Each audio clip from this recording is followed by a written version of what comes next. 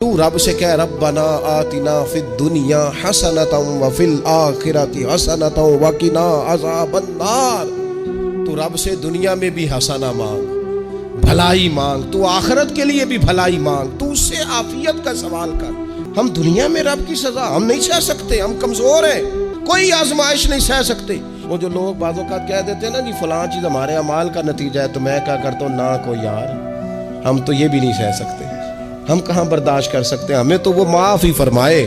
ہم حساب والے ہیں ہی نہیں، ہم تو صرف معافی والے ہیں۔ ہم سے نہ حساب پوچھے، اس نے حساب پوچھا تو پھر تو بڑی مشکل ہو جائے گی۔ اگر اس نے حساب پوچھا تو بڑی رسوائی ہو جائے گی، اگر حساب پوچھا تو مشکلات سامنے دکھائی دینے لگ جائیں گی۔